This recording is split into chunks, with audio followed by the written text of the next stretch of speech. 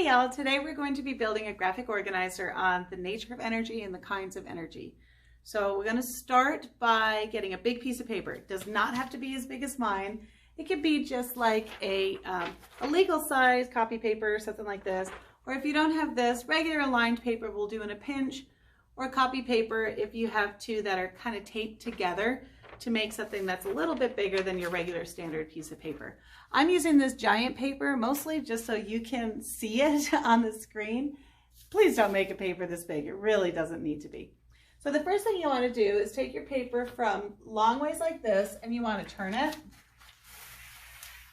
so it's wider than it is tall. All right, so it's wider than it is tall so you can build this kind of across so you have enough room. All right, so the first thing we're going to do is title it. And the title of this is The Nature of Energy. So you want to write way up at the top, The Nature of Energy.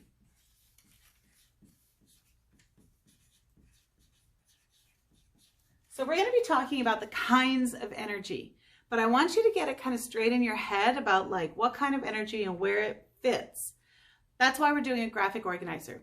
So a couple of things on the graphic organizer. Make sure that the circles that you're drawing are big enough to have not only the word, the term that we're going to be using, but the definition as well, which is why you want the bigger piece of paper.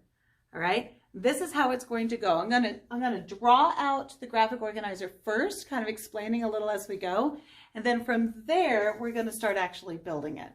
So the first one on top in my nice top circle is going to be energy. And remember, we want our words up here, but we also want enough room to do our definition. So for instance, the definition of energy is the ability to do work. The ability to do work.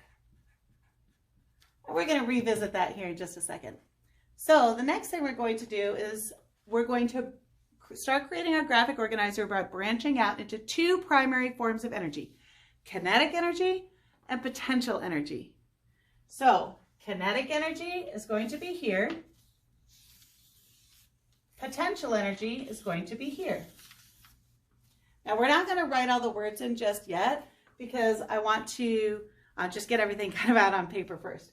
All right, so it looks like this. So we have energy, the ability to work, kinetic and potential. Now we are going to be looking at three kinds of kinetic energy.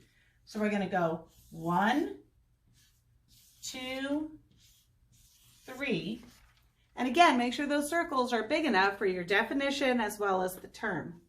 And we're going to be looking at 4 kinds of potential energy. We're going to come kind of straight down. I'll show you why in a second. 1, 2, 3, 4. Right? Now there's one kind of energy that depends on both kinetic and potential. It's motion based on position. And that one's going to go in the middle. So we're going to have one more circle right here in the middle. All right, you with me so far? These are the kinds of energy we're going to be talking about. So we're going to be talking about electromagnetic, electrical, thermal, mechanical, etc. But don't worry about that yet. We'll get there as we go through it. Now, with these 8 subcategories, these 8 kinds of energy, we want to make sure we have room for an example for each one. So that's why we're going to go ahead and draw a line down in a circle, draw a line down in a circle, down in a circle, down in a circle, down in a circle, all the way across. So there's room